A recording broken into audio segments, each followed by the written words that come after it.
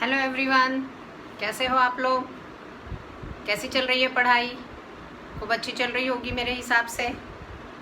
तो पिछली बार की क्लास में न्यूट्रिशन में कुछ बच्चों ने एक दो डाउट पूछे हैं, जिसके बारे में मैं अभी आपको बताने वाली हूँ। तो मुझे बहुत अच्छा लगा कि बच्चों ने डाउट पूछे हैं, और डाउट का मतलब कि आप पढ़ाई कर रहे हैं, और if there is no doubt means बच्चे पढ़ाई नहीं कर रहे। तो चलिए मैं आपके डाउट को क्लियर करती हूँ, which is regarding photosynthesis. Photosynthesis को थोड़ा इलेबोरेट करेंगे। तो सबसे पहले एक बच्चे ने पूछा था कि मैडम जो फोटोसिंथेसिस हो रहा है, तो उसमें एक हमने पढ़ा था कहीं पे कि लाइट रिएक्शन और डार्क रिएक्शन होता है। तो ये जो डार्क रिएक्शन है, तो क्या फोटोसिंथेसिस जो है वो बिना लाइट के भी हो सकता है क्या? तो डार्क रिएक्शन का क्या मतलब है? लाइट रिएक्शन का तो समझ में आता है कि लाइट चाहिए, लेकिन ये डार्क रिएक्शन क्या है फोटोसिंथेसिस में? तो पहले हम लेंगे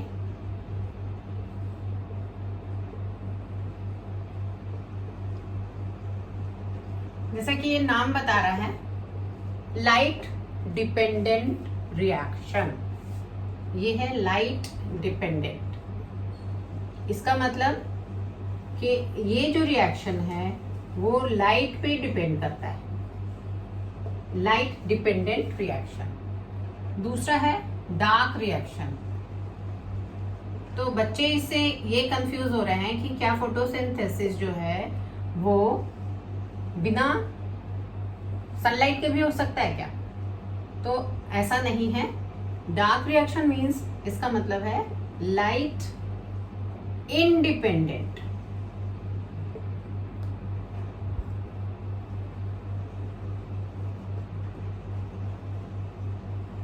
तो जैसा कि नाम बता रहा है, दिस इज, ये लाइट पे डिपेंड करेगा और ये लाइट पे डिपेंड नहीं करेगा। तो बेसिकली फोटोसिंथेसिस को हम दो टाइप के रिएक्शंस में डिवाइड कर सकते हैं, जो कि है लाइट डिपेंडेंट रिएक्शन और dark reaction means light independent reaction. तो हम इसको एक एक करके हम पढ़ते हैं। अब हम यहाँ देखते हैं लाइट और डार्क रिएक्शन का डिफरेंस मैंने लिख के दिया है। तो जैसा कि नाम ये बता रहा है, light reactions means light dependent. ये रिएक्शन तभी होगा जब लाइट प्रेजेंट हो गए, तो सनलाइट के फोटोन्स को लेकर के ये रिएक्शन परफॉर्म होता है। ये है डार्क रिएक्शन। इसमें डायरेक्टली लाइट की नीड नहीं होती है, डायरेक्टली फोटोन्स नहीं चाहिए होते हैं। तो फोटोसिंथेसिस के दो पार्ट हैं, एक लाइट रिएक्शन और एक डार्क रिएक्शन। डार्क रिएक्शन के बारे में भी और डिटेल्स में पढ़ते हैं। सेकेंड पॉइंट है फोटोकेमिकल फेज, मीन्स यहाँ पे फोटोन्स जो आते हैं उसका फेज है ये। और ये है biochemical phase. NADP utilizes the hydrogen ions to form NADPH। अभी NADP का भी फुल फॉर्म आपको बताऊंगी। Hydrogen ion of NADPH combines with the carbon dioxide. जो कार्बन डाइऑक्साइड हमारे को स्टोमाटा से जो प्लांट्स लेते हैं उससे कंबाइन करता है NADPH। अब यहाँ फोर्थ पॉइंट है water molecule splits into hydrogen and oxygen. Water molecule आपको पता है H2O होता है। तो इस लाइट रिएक्शन में क्या होता है, वाटर मॉलिक्यूल टूट जाता है उसके अपने कॉन्स्टिट्यूएंट कंपोनेंट्स में, जैसे कि हाइड्रोजन और ऑक्सीजन। तो जो ऑक्सीजन निकलता है फोटोसिंथेसिस में, हम जानते हैं ना कि प्लांट्स जो हैं वो ऑक्सीजन प्रोड्यूस करते हैं by the splitting of water molecule. उसका ऑक्सीजन ये बाहर को निकलता है। CO2 is utilizes in this reaction and glucose is produced। Air से जो कार्बन डाइऑक्साइड लिया है प्लांट ने उसको यूटिलाइज करता है और शुगर का प्रोडक्शन होता है।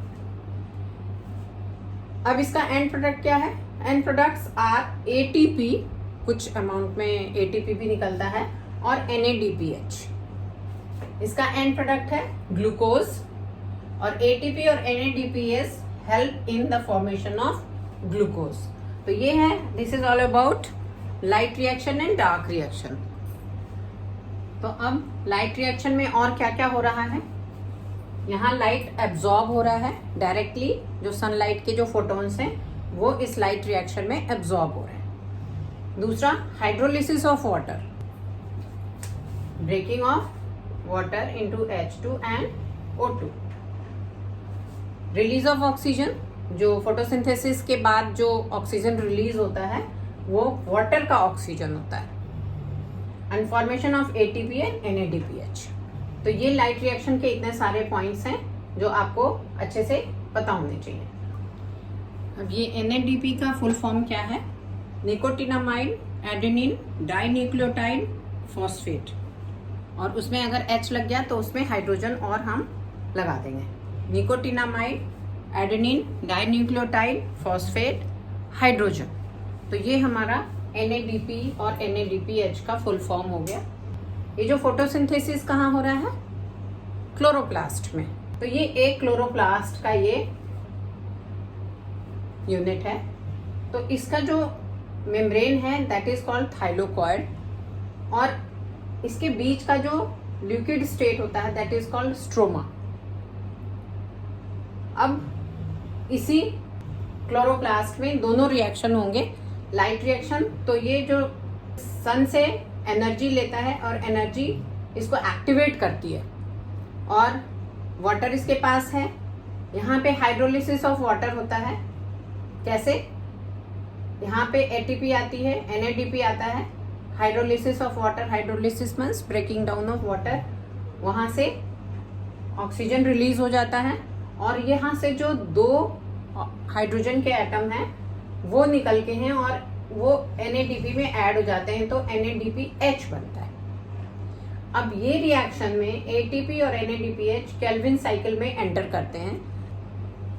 अब यहाँ केल्विन साइकिल में कार्बन डाइऑक्साइड, स्टोमाटा के डिफ्यूजन से कार्बन डाइऑक्साइड अंदर लिया गया है, अब वो केल्विन साइकिल में एंटर करता है। कार्बन डाइऑक्साइड का जो कार्बन है उसको ये फिक्स करता है और अल्टीमेटली शुगर बन जाता है, जो कि फोटोसिंथेसिस का एंड प्रोडक्ट है।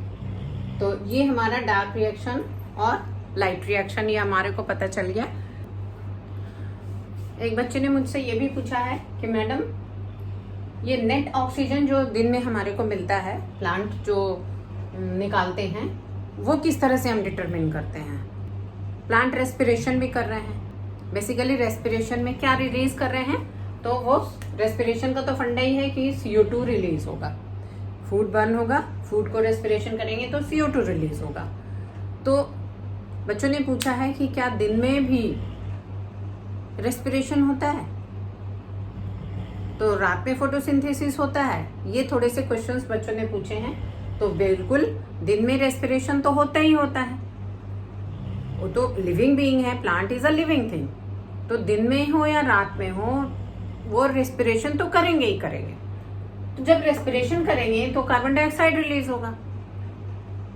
तो ये जो कार्बन डाइऑक्साइड है ड्यूरिंग द डे, ये जब फोटोसिंथेसिस होता है उसमें ये यूटिलाइज हो जाता है। To perform photosynthesis plants CO2 लेते हैं, तो that CO2 plus this CO2 ये दोनों मिला करके फोटोसिंथेसिस में यूज हो जाते हैं। इसीलिए दिन में there is no release of CO2, ये CO2 उनको फोटोसिंथेसिस में इस्तेमाल हो जाता है। जो नेट जो गैस निकल रही है वो हमारे को दिन के टाइम में ऑक्सीजन गैस निकल रही है। लेकिन in the night what happens in the night, रात को क्या होता है, रात को तो फोटोसिंथेसिस नहीं हो सकता, तो रात के टाइम में फोटोसिंथेसिस नहीं होने से only and only respiration is going on.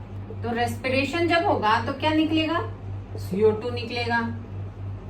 तो रात के टाइम में इसीलिए एडवाइजेबल नहीं होता है कि आप पेड़ के नीचे सोएं। पहले जमाने में लोग कहते थे रात को पेड़ के नीचे नहीं सोना चाहिए, क्यों, क्योंकि लोग मर जाते हैं। अब आपको समझ में आया क्यों मर जाते थे, कि रात के टाइम में रेस्पिरेशन ही हो रहा है सिर्फ, और पेड़ के नीचे CO2 की कॉन्सेंट्रेशन बढ़ गई। अगर कोई बंदा वहां पे सो रहा है तो he will inhale only CO2 and he may die. तो ये हमारा आज का क्वेश्चन था जो बच्चों ने मुझसे पूछा था तो this is all about the doubt.